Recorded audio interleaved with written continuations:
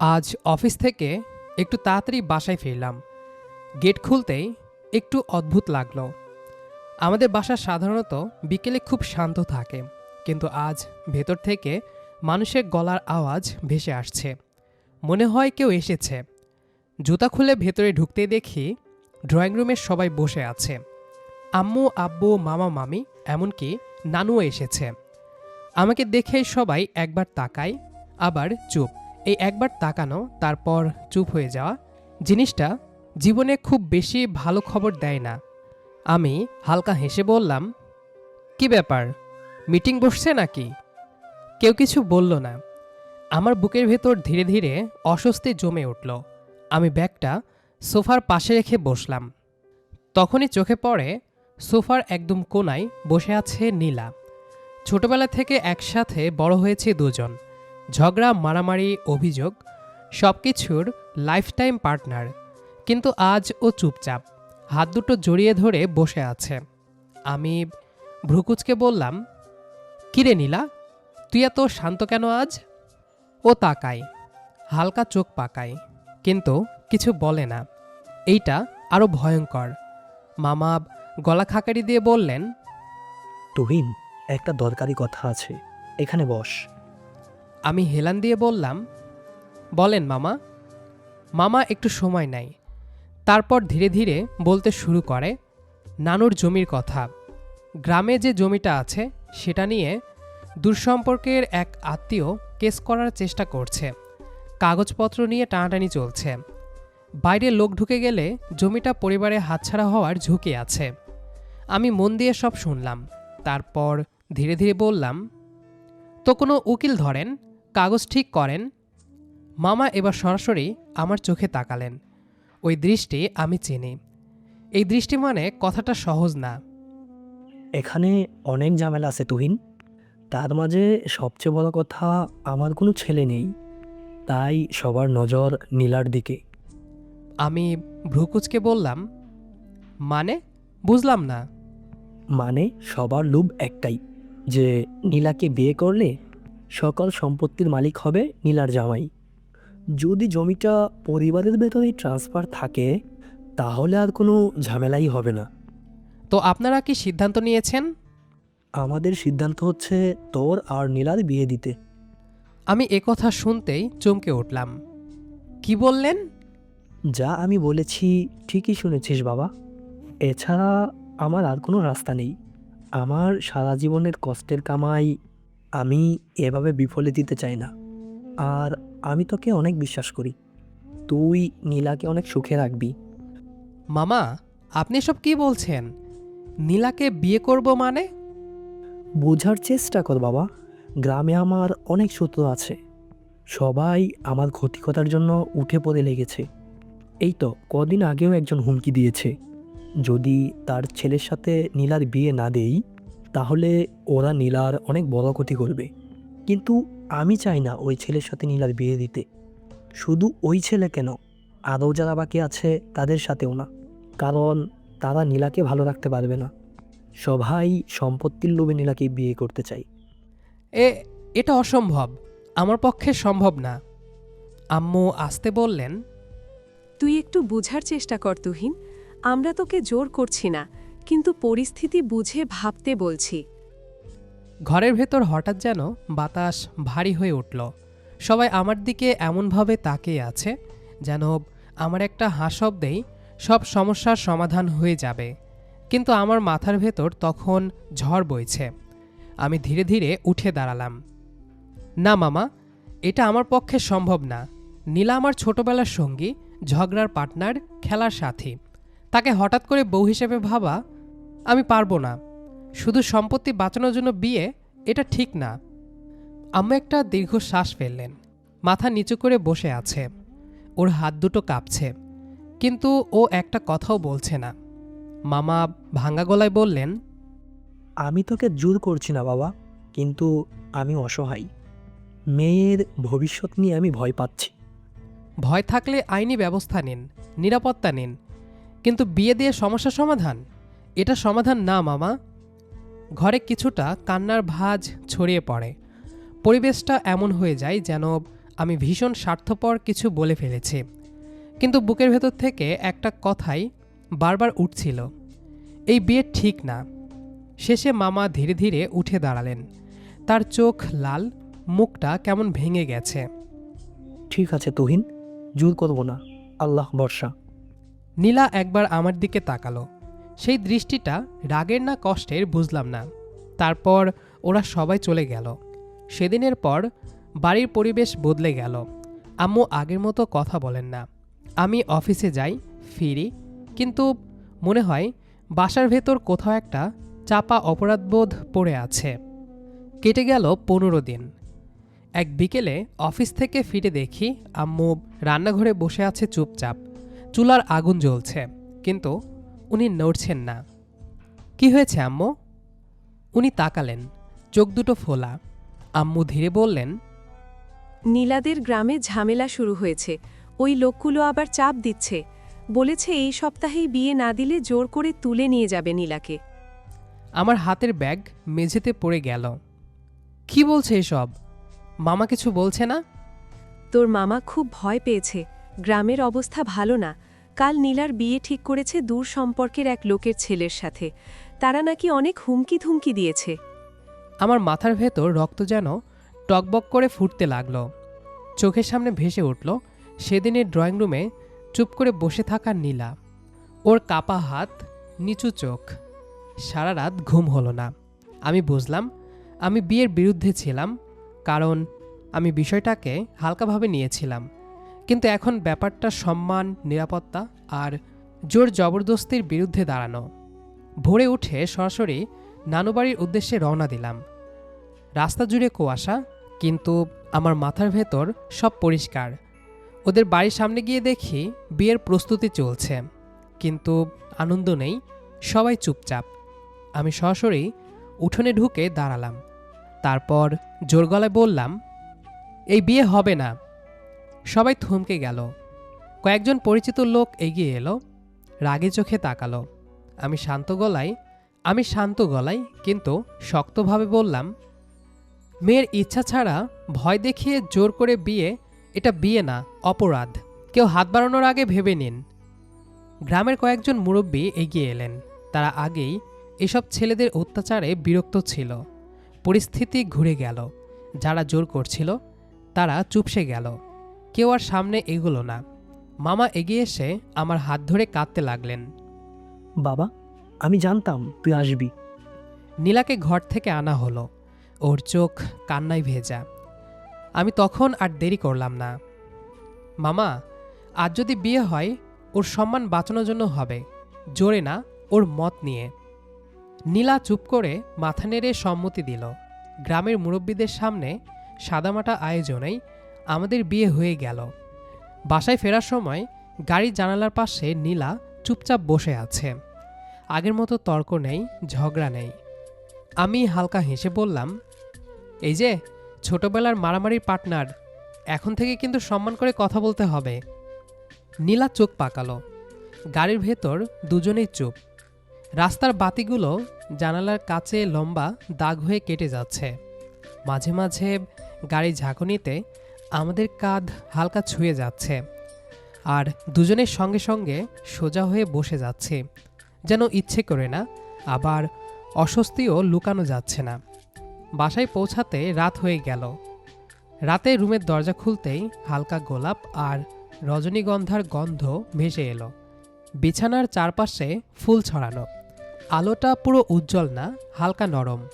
আমি দরজার কাছে কয়েক সেকেন্ড দাঁড়িয়ে রইলাম।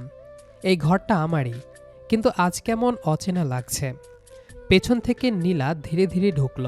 ওর পায়ের নুপুরের শব্দটুকু এই নীরব ঘরে কেমন স্পষ্ট শোনা যাচ্ছে। ও বিছানার এক কোণে গিয়ে চুপচাপ বসে পড়ল, মাথা নিচু, ওড়নার প্রান্ত আঙ্গুলে পেঁচাচ্ছে। নীলার এই নার্ভাস অভ্যাসটা আমি ছোটবেলা থেকেই চিনি। আমি গলা খাকারি দিলাম, এই যে। নীলা তাকালো না। এত চুপ কেন? তুই না সবচেয়ে বেশি কথা বলিস? নীলা আস্তে বলল, এখন তো তুই বলার দিন শেষ, তাই না? কথাটা শুনে আমার বুকটা হালকা ধক করে উঠল। আমি ধীরে ধীরে সামনে গিয়ে বিছানার অন্য পাশে বসলাম দূরত্ব রেখেই। হেসে বললাম, এটা তো ছোটবেলা থেকে অভ্যাস হয়ে গেছে। নীলা এবার হালকা মুখ তুলল, চোখ লাল, কিন্তু ঠোঁটের কোণে ছোট্ট হাসি। যদি কেউ শোনে আমরা বাসর ঘরে বসে তুই তুই করছি, তখন সবাই কি ভাববে? আমরা দুজনেই হালকা হেসে ফেললাম। অস্বস্তিকর বরফটা একটু গলল। বাইরে কোথাও একটা কুকুর ডাকছে, দূরে বাসার কারো থালা বাসন সরানোর শব্দ। আমি ধীরে বললাম, আজকে ভয় পেয়েছিলি খুব?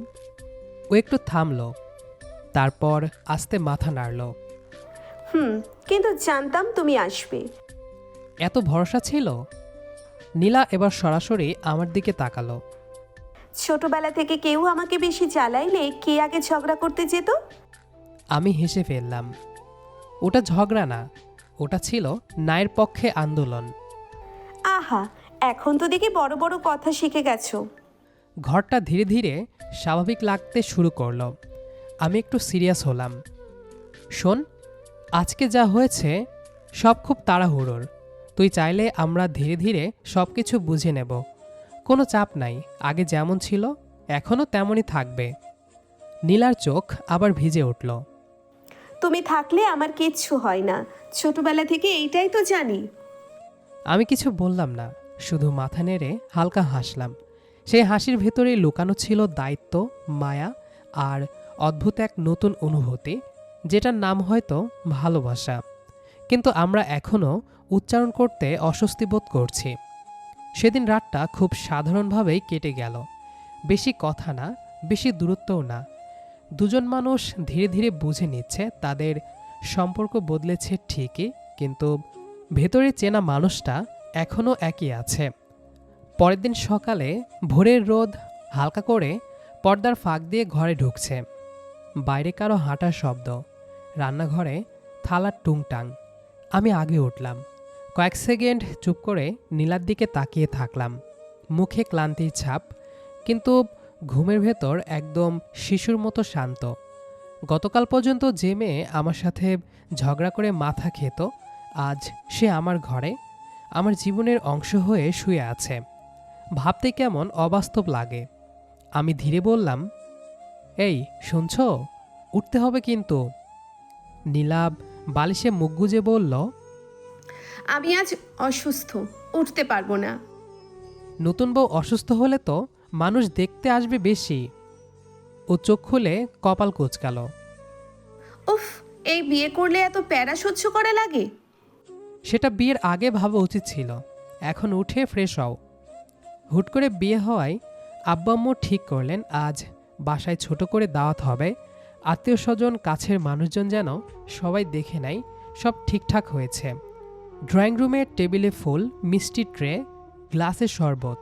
নীলা একটা নীল রঙের শাড়ি পরল, খুব ভারী না, সাদামাটা, কিন্তু ওর খোলা চুল আর কপালে ছোট টিপ মিলিয়ে এমন লাগছিল যেন শান্ত আকাশে হালকা বিকেলের রোদ। আমি দরজার পাশে দাঁড়িয়ে কয়েক সেকেন্ড তাকিয়েছিলাম। নীলাভ ভ্রু তুলে বলল, এভাবে তাকিয়ে থাকলে কিন্তু সবাই বুঝে যাবে কি বুঝবে? যে তুমি বউয়ের উপর ফিদা হয়ে যাচ্ছ। আমি লজ্জা পেয়ে গলা খাকারি দিলাম। আমি একটা সাদা পাঞ্জাবি পরলাম।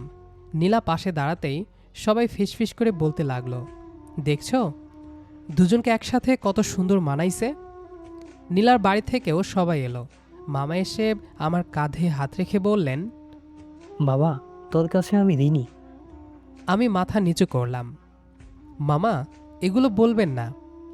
নীলা দূর থেকে দেখছিল। আমাদের চোখাচোখি হতেই ও হালকা হাসল। দুপুরে খাবারের টেবিলে কোলাহল। আমি প্লেটে খাবার নিচ্ছি। হঠাৎ নীলা আসতে বলল, মনে আছে ছোটবেলায় তুমি আমার প্লেট থেকে আলু ভাজি চুরি করতে? মিথ্যা, আমি শুধু টেস্টটা পরীক্ষা করতাম। ও আচ্ছা, তাই? হুম। আজকে চাইলে নিজে থেকেই দিতে পারি। বাব্বাহ, বউ হয়ে ভালো মানুষ হয়ে গেছো দেখছি। বিকেলে বাসা একটু ফাঁকা হতেই আমি বললাম, চলো বাইরে যাই। নীলা অবাক হয়ে বলল, এখন সবাই কি বলবে? বলবো বাতাস খেতে গেছি। নতুন বউকে বন্দি করে রাখলে চলবে? ও চুপচাপ আঁচল ঠিক করে আমার পেছনে এসে দাঁড়ালো। বাইকে উঠতেই প্রথমে একটু দূরে সরে বসলো, তারপর রাস্তা একটু ফাঁকা হতেই ধীরে ধীরে হাত রাখলো আমার কাঁধে। আমি কিছু বললাম না, শুধু গতি একটু কমালাম। নদীর পাড়ে বসে আছি, বাতাসে হালকা কাদামাটির গন্ধ, দূরে নৌকা যাচ্ছে, চায়ের কাপ হাতে নীলা নদীর দিকে তাকিয়ে। এই জায়গাটা শান্ত না? এখানে এসে মনে হচ্ছে মাথার ভেতরকার সব চিন্তা থেমে গেছে। আমরা কিছুক্ষণ চুপচাপ বসে থাকলাম। এই নীরবতাটা অস্বস্তিকর না, বরং খুব স্বস্তির। নীলা ধীরে বলল, গত 15 দিন আমি ঠিকমতো ঘুমাইনি। আর এখন? এখন মনে হয় পৃথিবীর সকল চিন্তা একপাশে রেখে শান্তিতে ঘুমাতে পারি। দেখতে দেখতে সন্ধ্যা হয়ে এলো। বাইকটা পাশে রেখে আমরা হাঁটছি। আকাশে কমলা রং মিলিয়ে যাচ্ছে। নীলা হাঁটতে হাঁটতে বলল, তুমি না আসলে হয়তো আমি আজ অন্য কোথাও থাকতাম, হয়তো বেঁচেও মরে যেতাম। আমি থেমে ওর দিকে তাকালাম। এই কথা আর কোনোদিন বলবে না, এখন থেকে যা হবে একসাথে হবে। ও কিছু বলল না, শুধু ধীরে আমার হাতের পাশে হাত রাখল। কয়েক সেকেন্ড পর আঙুলগুলো জড়িয়ে গেল। ফেরার পথে দুজন একটা রেস্টুরেন্টে ঢুকে ডিনার করলাম। নীলা বলল, আজকে এত কিছু খাইছি, তবু এখানের খাবারটা কেন যেন সবচেয়ে ভালো লাগতেছে। কারণ এখন আমি আমার টাকায় খাওয়াচ্ছি। খোটা দিচ্ছ? না, সেই সাধ্য কি আমার আছে? বাসায় ফিরতে ফিরতে রাত গভীর হয়ে গেল। ঘরে ঢুকে নীলা আয়নার সামনে দাঁড়িয়ে শাড়ির আঁচল খুলছে। আমি দরজার পাশে হেলান দিয়ে তাকিয়ে। নীলা আয়নায় তাকিয়ে বলল, এভাবে তাকিয়ে থাকলে কিন্তু লজ্জা লাগবে।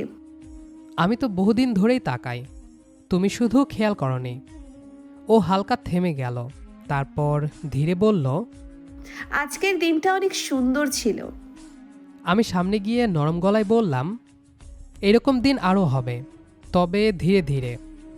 ঘরের ভেতর নরম আলো, বাইরে রাত গভীর, কিন্তু এই ঘরের সময় যেন একটু ধীরে চলছে।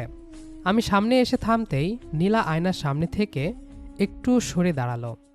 শাড়ির আঁচল গুছিয়ে চুপ করে বিছানার একপাশে বসে রইল। ওর মুখে লাজ, ক্লান্তি আর অদ্ভুত শান্তির মিশ্র ছাপ। আমি ইচ্ছে করেই দূরত্ব রেখে বিছানার অন্য পাশে বসলাম। আজকে অনেক কিছু হয়ে গেছে একসাথে, মাথা ঘুরতেছে না? নীলা হালকা হেসে বলল, মাথা ঘুরতেছে না, কিন্তু মনে হচ্ছে স্বপ্ন দেখতেছি। খারাপ স্বপ্ন না তো? না, এইটা এমন স্বপ্ন যেটা ভাঙলে মানুষ কষ্ট পায়। আমি কিছু বললাম না। বাইরে হালকা বাতাসে জানালার পর্দা নড়ছে। আমি ধীরে বললাম, শোনো, আজকে যা হয়েছে সব তাড়াহুড়োতে, কিন্তু আমাদের হাতে সময় আছে।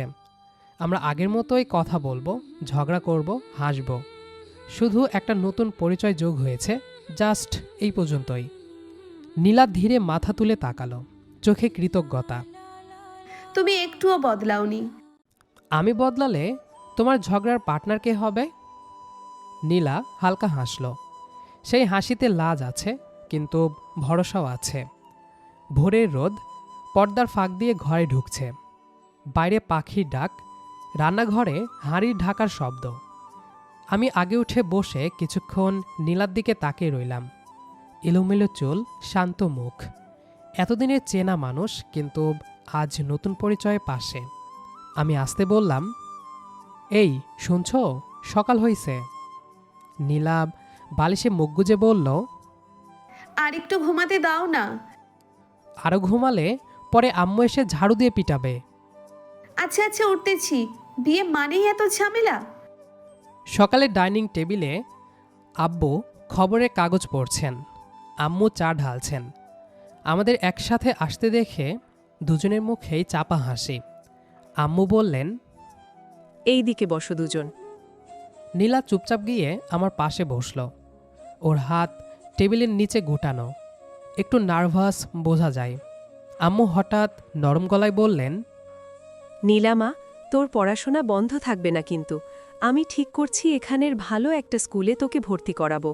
যা হয়েছে হুট করে হয়েছে, কিন্তু তোর ভবিষ্যৎ ঠিকঠাকভাবে হবে। নীলা অবাক হয়ে তাকালো। আমি আবার ভর্তি হতে পারবো? আব্বু চশমার ওপর দিয়ে তাকিয়ে বললেন, কেন পারবো না? আমাদের মেয়ের পড়াশোনা বন্ধ হবে কেন? নীলার চোখ চকচক করে উঠল। ও নিচু গলায় বলল, ধন্যবাদ খালা, মানে আম্মু। আম্মু হেসে বললেন। এখন থেকে আম্মুই ডাকবে। আমি পাশে বসে চুপচাপ দৃশ্যটা দেখছিলাম। বুকের ভেতর হালকা গর্ব হচ্ছিল। নাস্তার পর আম্মু একটা ফাইল এনে দিলেন। এখানে নীলার সব সার্টিফিকেট, জন্ম নিবন্ধন কাগজ আছে।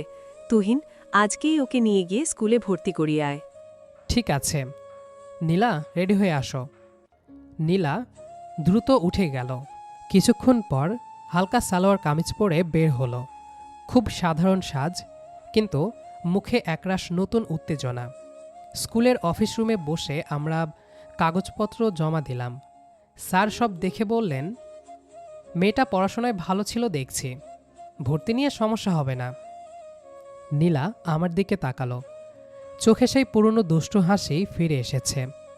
বাইরে বের হয়ে ও ধীরে বলল, তুমি কিন্তু ছোটবেলায় আমার হোমওয়ার্ক করে দিতে, মনে আছে? কিন্তু এখন দিব না, নিজেরটা নিজে করবে। নীলা মুখ ফুলিয়ে বলল। দেখছো, বিয়ে হইলেই মানুষ বদলায় যায়। স্কুল থেকে বের হতেই রাস্তার পাশে ফুচকার দোকান। আমি বললাম, ম্যাডাম, ভর্তি উদযাপন হবে না? নীলা চোখ বড় করে বলল, ফুচকা? চলেন। 5 মিনিট পর আমরা দুজন রাস্তার পাশে দাঁড়িয়ে ফুচকা খাচ্ছি। ও এক কামড় দিয়ে চোখ বন্ধ করল। উফ, কি স্বাদ! এখন থেকে আমি প্রতিদিন ফুচকা খাবো, আর তুমি বিল দিবে। তার থেকে বরং একটা কাজ করি, আমি নিজেই একটা ফুচকার দোকান দিয়ে দেই। বাহ, দারুণ আইডিয়া। ফুচকার প্লেট শেষ করে নীলাভ আঙ্গুলে লেগে থাকা তেঁতুলের পানিটুকু চুপি চুপি খেয়ে ফেলল। তারপর ধরা পড়ে যাওয়ার মতো করে আমার দিকে তাকালো। কি দেখতেছো? কিছু না, ভাবতেছিলাম এই মেয়ে স্কুলে পড়তে যাবে নাকি ফুচকার দোকানে লুট করতে যাবে কে জানে। দুটোই করব। আমি হেসে মাথা নাড়লাম। ওর মুখে আবার সেই ছোটবেলার চঞ্চলতা ফিরে এসেছে। মনে হচ্ছিল গত কয়দিনের ভয় আর চাপ একটু একটু করে গলে যাচ্ছে। রাস্তার ওপারে একটা ছোট শপিং মার্কেট। আমি ইশারা করে বললাম, যেহেতু আজ এত বড় দিন, ভর্তি ফুচকা সব মিলিয়ে একটা শপিংও হয়ে যাক। শপিং কিসের? ম্যাডামের সাংসারিক লাইফ শুরু, নতুন ড্রেস দরকার না? ও, তাহলে আসল কথা এইটা? চলেন। মার্কেটে ঢুকতেই নীলার চোখ বড় বড় হয়ে গেল। ও এক দোকান থেকে আরেক দোকানে তাকাচ্ছে, কিন্তু ঢুকছে না। ঢুকছো না কেন? বিয়ের পর প্রথম শপিং, লজ্জা লাগতেছে। আমি তোমাকে বাচ্চা বয়সে কাদায় লাফাতে দেখছি, এখন আবার লজ্জা? ও হেসে ফেলল। শেষমেশ একটা দোকানে ঢুকলাম। হালকা রঙের কয়েকটা সালোয়ার কামিজ দেখছিল। ও একটা হালকা ল্যাভেন্ডার রঙের ড্রেস হাতে নিয়ে আয়নার সামনে ধরল। দোকানের আয়নায় আমাদের দুজনের প্রতিবিম্ব একসাথে ভেসে উঠল। এক মুহূর্তের জন্য আমরা দুজনেই চুপ। মানাইছে? শেষমেশ দুটো ড্রেস, একটা ব্যাগ আর কয়েকটা চুড়ি নিল। বিল দিতে গেলে ও আসতে বলল, এত খরচ হয়ে গেল আজ? খরচ না, ইনভেস্টমেন্ট করছি ভবিষ্যতের টপার স্টুডেন্টের জন্য। বাইরে বের হতে হতে বিকেলের আলো নরম হয়ে এসেছে। আকাশে কমলা আর হালকা গোলাপি রং মিশে আছে। বাইকে ওঠার সময় নীলা আগের মতো দূরে বসল না, চুপচাপ এসে স্বাভাবিকভাবে আমার কাঁধে হাত রাখল। এই ছোট পরিবর্তনটা আমি টের পেলাম, কিন্তু কিছু বললাম না। রাস্তার বাতাসে ওর চুলের গন্ধ ভেসে আসছিল। পেছন থেকে আসতে বলল, জানো, আজকের দিনটা আমার জীবনের সবচেয়ে সুন্দর দিনগুলোর মধ্যে একটা। কেন? সকালে আমি ছিলাম এক স্বপ্নহীন মেয়ে, আর এখন মনে হচ্ছে আমি নতুন করে জীবন শুরু করতেছি।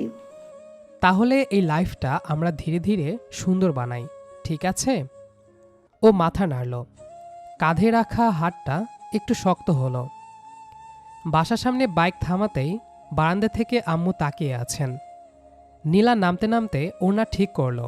হাতে শপিং ব্যাগ দেখে আম্মু মুচকি হাসলেন। ও মা, দেখি দেখি, এত শপিং! হ্যাঁ, এই টুকিটাকে কিনলাম আর কি। খুব ভালো করছিস।